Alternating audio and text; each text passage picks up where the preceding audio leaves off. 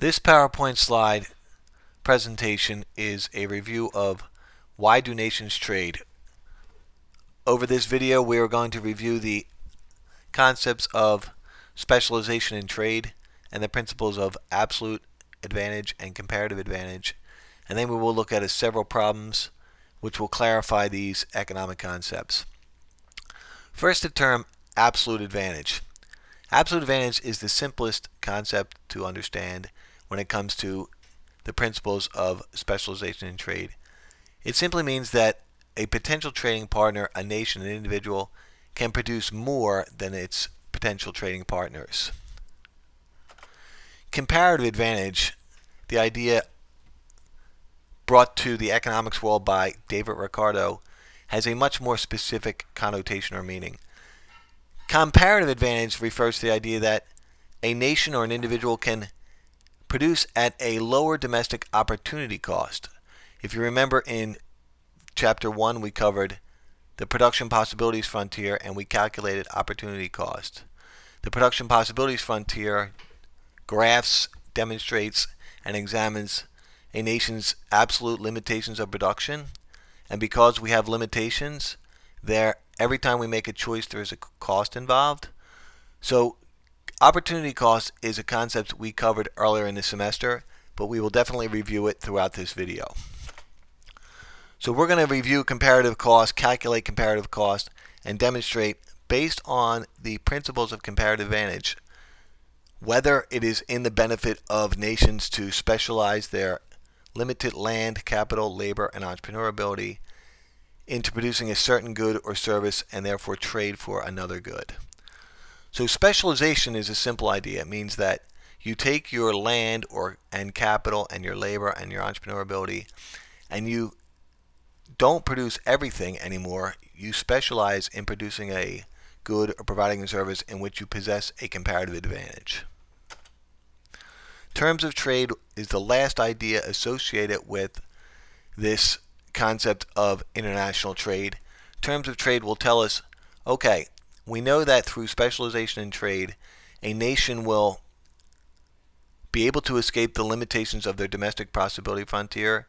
In layman's terms, a nation will be able to enjoy a higher standard of living, consume more goods and services without the need for more resources or improved technology. The terms of trade tells us, after nations have decided to specialize and produce a certain good and trade for another good, what will be the terms of trade in numbers? In other words, how many apples will we give up for bales of hay?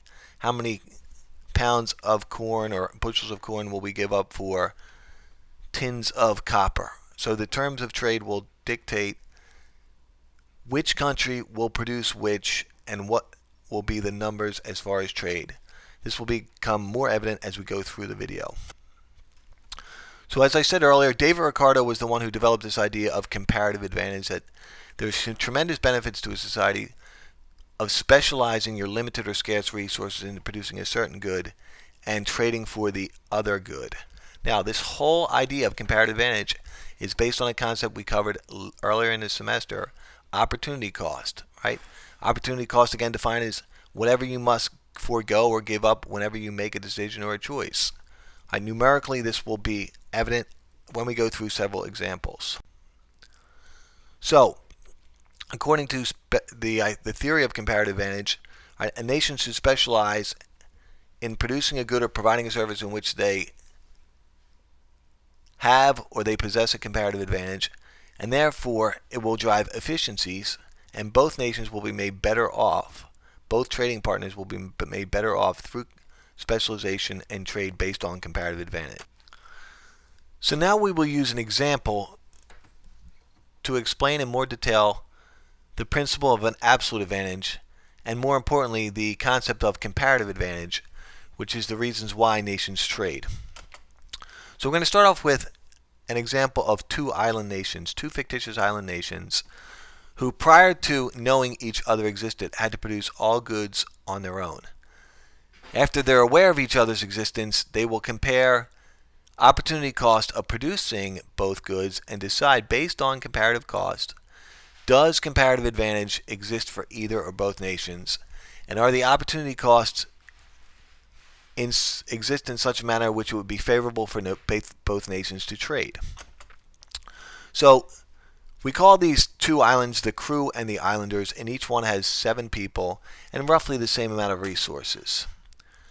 This is an important last idea here. Both the crew and the islanders, and this will be true for every production possibility curve we study when we talk about or we examine international trade, have linear production possibility frontiers.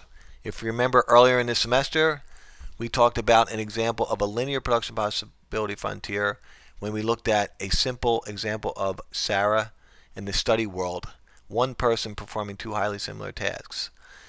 In economic terms, if a production possibility frontier graphs as a linear curve, in other words, if it's a straight line, there will be constant costs along the curve.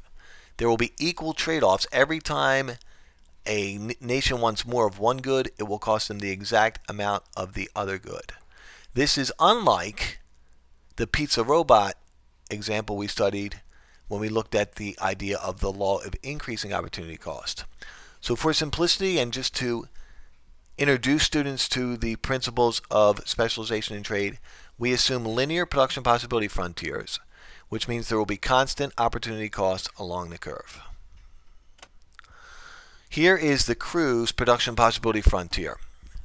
On the vertical axis you have huts, on the horizontal axis you have radios. Obviously the straight line represents their production possibility frontier. So you notice the extremes first. If the crew simply produced huts, if they took all their land and labor and capital and made huts, they can make 120. Now let's say this is per week. So they can make 120 huts per week. If on the other hand they went to the other extreme, they said, you know what, we're just going to make radios, they can make 20 radios per week. If they took all their limited or scarce resources and just made radios, they could only make 20 per week. That gets back to the basic heart and soul of economics. Limitations to productive resources, the burden of scarcity means that we can't have all we want. We have to make choices. And of course, every time we make a choice, there's a cost involved. So the production possibility frontier, the line, represents the limitations to this little island nation's potential production. Now, obviously, they're going to want some of both. So if they did not have any potential trading partners, they would produce some huts and some radios, and their allocatively efficient point would be somewhere on the curve. You know, for simplicity, we would assume that it would probably be somewhere near the middle. Right? Now remember, that's a normative decision. That's based on marginal benefits and marginal costs. Right? The idea of allocative efficiency, one nation's allocatively efficient point might be different than another nation's allocatively efficient point. Now, let's calculate opportunity cost, because remember, opportunity cost is going to dictate comparative advantage. So for the crew, the opportunity cost of making a radio is 6 huts. It says that right on the screen. But how did we get that? Okay, whatever you're getting, you put that on your denominator or the bottom of your fraction. Whatever you're giving up, put that on your numerator, the top of your fraction. So if you look and said, okay, to get the 20 radios, they would have to give up all 120 huts. So 120 over 20 is 6. 120 divided by 6. So each radio costs exactly 6 huts. To get the opportunity cost of the other good, in this case huts, right, what's the cost of making a hut? All you do is invert the fraction. Right? To get those 120 radios, which will now be on the, to get those 120 huts, which will now be on the denominator, you had to give up all 20 radios. So 20 over 120. The opportunity cost of making a hut is 1/6 of a radio. All right, again, every time the crew wants a hut, they have to give up exactly 1/6 of a radio. Now we know the domestic opportunity cost for the crew of producing huts and producing radios. We also know their limitations of production. If they never trade it, they would never be able to escape the limitations of this domestic production possibility frontier, assuming they never had an increase in the quantity or quality of resources or an increase in technology. This is the same exact principles we will use to study the islanders. All right, the islanders' production possibility frontier is graphed right here. All right, now notice that the islanders, for whatever reason is, maybe they're not as sharp, maybe they're not as quick-witted, but In 1 week, they can only make 90 huts. Right? In 1 week, they can only make 10 radios. So their production possibility frontier graphs along those two limitations. Now, if they took all their land, capital, labor, entrepreneur ability, and made huts, they can never make more than 90 per week. And if they took all their economic scarce resources and made radios, they can never make more than 10 a week. Again, they're probably going to want some combination if they had to go it alone. Right? Now, the opportunity cost, calculating it the same manner as we did in the previous slide, the opportunity cost of a radio for the islanders is 9 huts. Right? So every time they want a radio, they have to give up 9 huts. Notice right away, the opportunity cost for the islanders to make radios is higher than the crew. The crew only has to give up 6 huts. Right? So the crew is going to have a comparative advantage in making radios. Every time the crew wants a radio, they only have to give up 6 huts. The islanders have to give up 9 huts. Right? A lower domestic opportunity cost means that that country possesses a comparative advantage. Now, interestingly enough, right, even though the crew has an absolute advantage in producing both goods, right, because we saw on the last slide, with their limited resources, the crew could produce 120 huts compared to the 90 huts of the islanders, and the crew can produce 10 radios compared to the crew can produce 20 radios compared to the 10 of the islanders. Right? So in absolute terms, the crew has an advantage in both producing huts and in producing radios. But here's where David Ricardo's magic, here's where his economic insight gives reason for nations to trade. We know that the crew has a lower domestic opportunity cost of producing radios, so therefore has a comparative advantage in that particular item. But even though the crew has an absolute advantage in producing both items, the islanders actually possess the comparative advantage when you look at opportunity cost of making huts. The opportunity cost of making a hut for the islanders is only 1/9 of a radio. Right? Again, how do we get that? We looked on this graph and we said if the islanders want a hut, right, they'd have to give up their radios, so 10 over 90 is 1/9. And remember, constant cost along this production possibility frontier.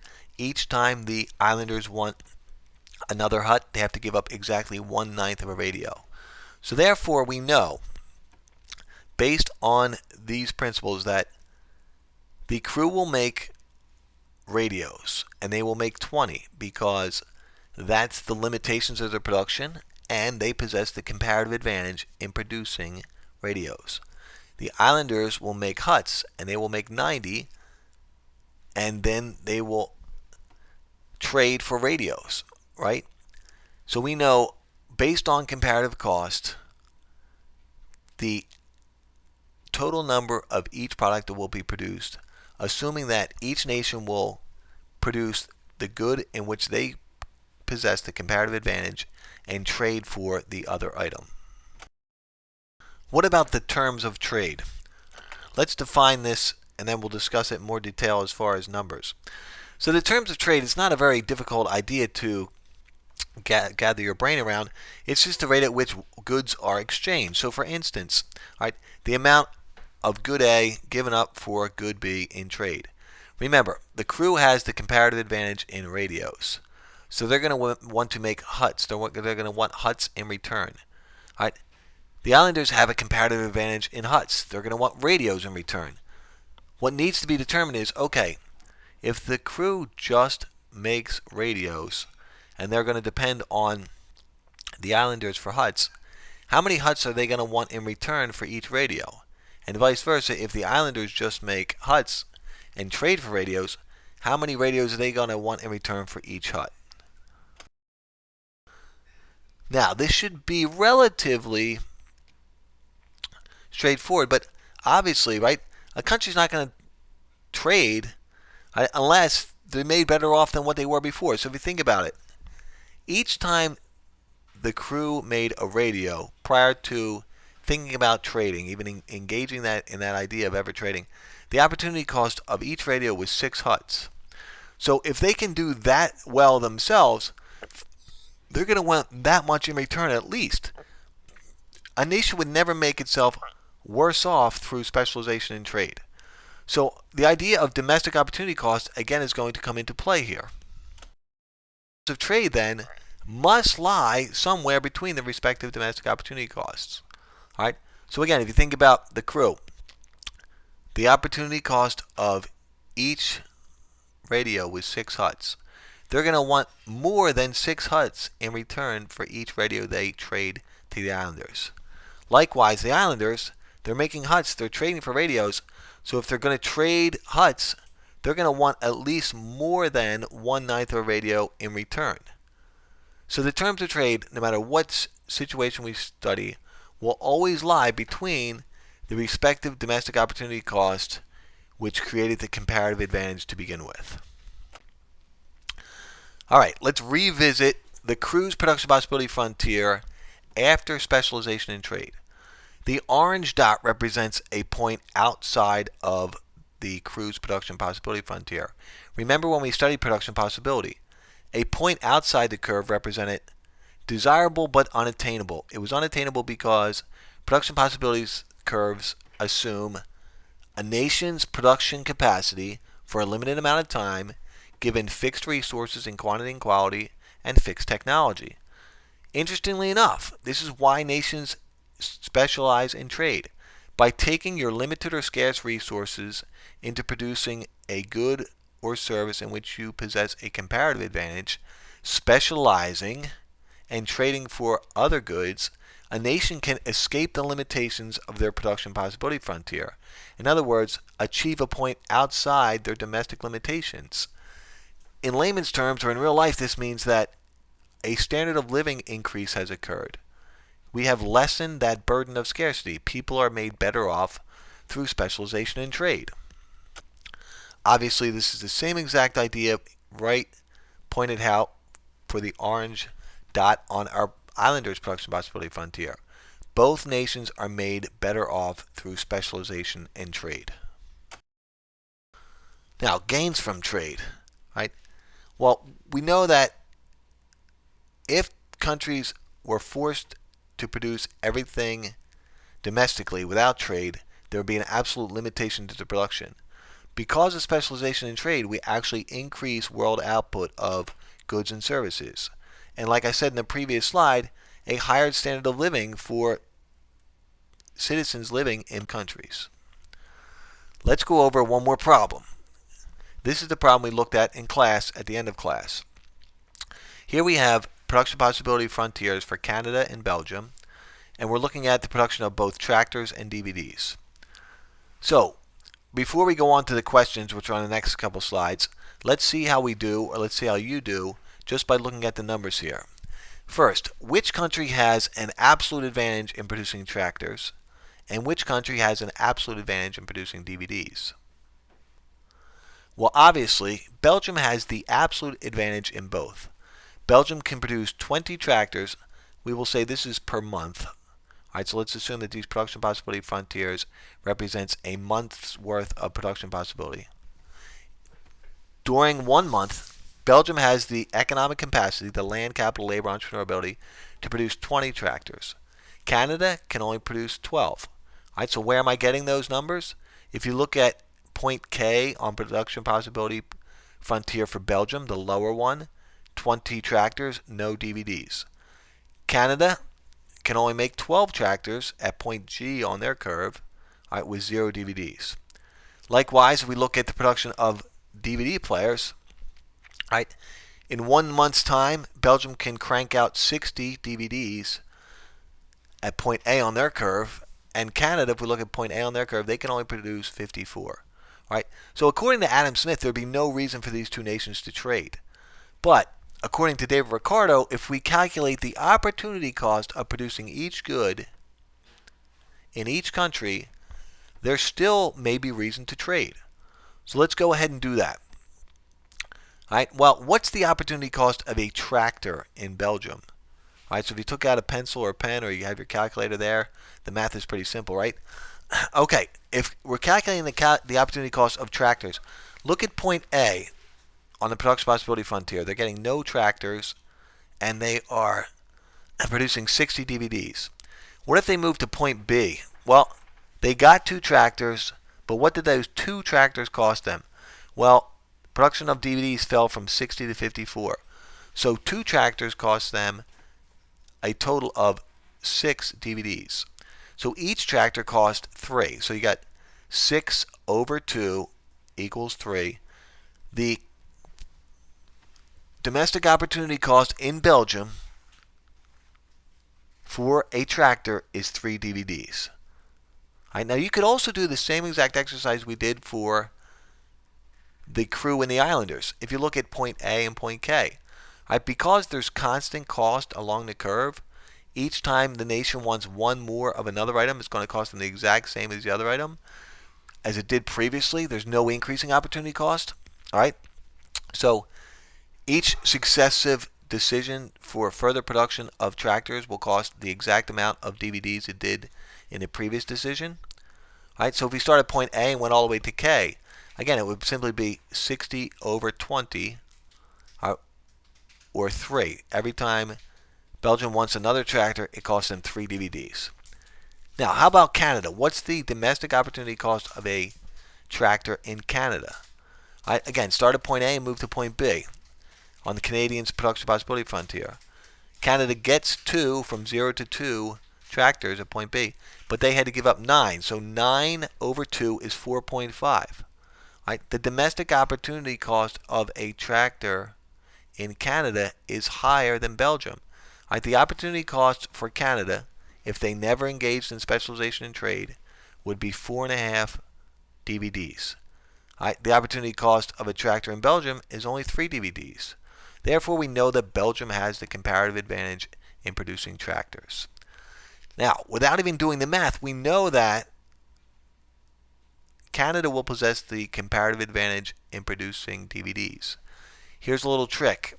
We went over this in a previous example with the crew and the islanders, but all you have to do to calculate the opportunity cost of the other good in question is to invert your fractions, flip them over. So let's go down to Belgium, right? Instead of it being 6 over 2, calculating the opportunity cost of a tractor, what you're getting on your bottom, right? Now we're doing 2 over 6, right? So the opportunity cost of a DVD for Belgium is 2 over 6, right? 20 over 60, or 2 over 6 moving from, say, point D to point C, right? And that's 0.3333 repeating, or 1/3. So the opportunity cost of a DVD for Belgium is 1/3, or 0.33333 of a tractor. For Canada, it's the same logic, right? Instead of it being 9 over 2, it's 2 over 9. And 2 divided by 9 works out to be 0.22222 repeating. So again, Canada has a lower domestic opportunity cost when it comes to the production of DVDs. Even though they were at an absolute disadvantage in producing both, they have a comparative advantage in producing DVDs. So now that we know that Belgium has the comparative advantage in producing tractors, and Canada has the comparative advantage in producing DVDs, we know which country will produce which good. We also know how many will be produced, right? Belgium will make 20 tractors and trade for DVDs. Canada will make 54 DVDs and trade for tractors. The only thing left to be decided are the terms of trade and the gains from trade. Here we have graphed both Belgium and Canada's production possibility frontier on the same graph. Belgium is the blue graph, or the outside, I guess it's almost black, right? And Canada is the red graph. You can see from the graph that Belgium possesses the absolute advantage of producing both goods. Belgium's production possibility frontier lies further out in both the production of DVDs and in the production of tractors. The other nice thing about graphing both production possibility frontiers on the same graph is that you can really see where comparative costs lie. You know that Belgium has the absolute advantage in both, but look, they are much more superior in tractors than they are in DVDs. Yes, they can produce more DVDs than Canada, but they're not quite as dominant. If you look at tractor production, they're doubling the output of Canada's tractor production. If just the picture tells you which country possesses which comparative advantage. All right, and for your benefit, I have the numbers up there, the opportunity cost of each that we went over in the previous slide. So just some questions you would be needing to know for a possible test and or quiz, and a good review of what we've studied. These are stuff we just went through, but we'll go through them again quickly anyway. Which country has the absolute advantage in producing tractors, and which country has the absolute advantage in producing DVD players, and why? All right, well, it's going to turn out that Belgium has the absolute advantage in producing both. If you look at the production possibility frontiers, Belgium can produce 20 tractors per month, Canada only 12. Therefore, they have the absolute advantage in tractors. Over that same month of production, Belgium has the possibility of producing 60 DVD players to Canada's only 54. Therefore, Belgium has the absolute advantage in producing DVDs as well. Now, according to Adam Smith, of course, there'd be no reason to trade. But let's look at David Ricardo's logic. What about comparative cost? What about comparative advantage? If we look at the domestic opportunity cost of each country, we can determine whether or not it's in the best interest for both countries to specialize and trade. Well, the opportunity cost of a tractor in Belgium is 3 DVDs. All right, we went over the math in the previous slides, but it's worth going over again. Where he said, okay, every time we wanted more tractors, we got 2. We had to give up 6 DVDs. So the opportunity cost for each tractor is 3 DVDs. So one tractor in Belgium costs 3 DVDs. That's the opportunity cost in Belgium. All right. The opportunity cost of a tractor in Canada is 4.5 DVDs. Right. Every time they wanted 2 more, they had to give up 9. So 9 over 2, 4.5. Therefore, because Belgium has a lower domestic opportunity cost, they possess the comparative advantage in tractors. Right, using the same logic, and again, all you do here is invert the fractions. The opportunity cost of a DVD for Belgium is 0.333 of a tractor, or 1/3 of a tractor. The opportunity cost of a DVD for Canada is lower, 0.222 for every time they wanted 1 more DVD, they had to give up 0.222 of a tractor. Right, again, if a nation has a lower domestic opportunity cost, right, each time they want one, they have to give up less than its potential trading partner. They therefore possess the comparative advantage. So therefore, Belgium should make tractors, and Canada should make DVDs. All right. So, based on comparative advantage and specialization, taking your limited or scarce resources and producing the good or service in which you have the lower domestic opportunity cost, Canada should make DVDs, and there'll be 54 made. All right, there'll be 54 DVDs made by Canada. Belgium should make tractors, and there'll be 20 made. Now, here's the last part and the most challenging part of the question probably. It tells you if Canada was producing at point D on the curve and Belgium at point G on the curve prior to specialization. So assume that they had no potential of ever meeting up and trading. One point on their curve would be allocatively efficient. Well, what would be the gains from trade after they have decided to get together and trade? All right. So both countries will be made better off. Now, you have to look back at the production possibility frontier, which we don't have the luxury of doing and flipping back during the video, but I can go through the numbers quite easily for you. All right. So when Belgium was producing at Canada was producing at point D on their curve, all right, they were getting 6 tractors and 27 DVDs. That's where they were allocatively efficient. All right. And Belgium was content with 24 DVDs and 12 tractors. All right, so that was their marginal benefit, marginal cost analysis based on the assumptions that they would only continue to dedicate limited or scarce resources into producing a good or providing a service until the marginal cost exceeded the marginal benefit. And again, that's a normative decision. All right. So let's talk about Canada first. They produce 54 total DVDs. Why? Because that's all they can produce per month. And they're trading for tractors. So they're not going to produce any tractors. They're just going to make DVD players. And they will assume that their good friends in Belgium will make the tractors and trade based on whatever agreements they have signed. Right? So Canada produces 54 DVDs. Now remember, they're going to want 27 for themselves because that's where they were allocatively efficient. That's how many they were happy with 27 per month when they had to go it alone. 54 produced, 27 kept for domestic consumption, means 27 remaining. So 54 minus 27 leaves 27 left to ship over to Belgium. Now it's just a coincidence that they keep the same amount as they have available for trade. So if Canada ships the remaining 27 over to Belgium, how much did Belgium gain? Well, Belgium was only producing and consuming 24 DVDs before engaging in specialization and trade. So if you take what they were producing before minus what they have now, right? 27 minus 24, they gain 3 DVD players. Using the same logic to figure out how much Canada has gained, Belgium produced 20 tractors. How do we know that? Well, they're just going to make tractors, and that's the most they can make based on their limitations of their domestic production possibility frontier. They're specializing in the good in which they have the comparative advantage, the lower domestic opportunity cost. They make 20. They were allocatively efficient. They were happy with 12 before the trade scenario. So they make 20, they keep 12, which means they have 8 available for trade. Prior to engaging in specialization and trade, Canada was only producing and consuming 6. Now they have 8. So 8 now compared to 6 before. Canada has gained 2 tractors. Both countries have been made better off through specialization and trade.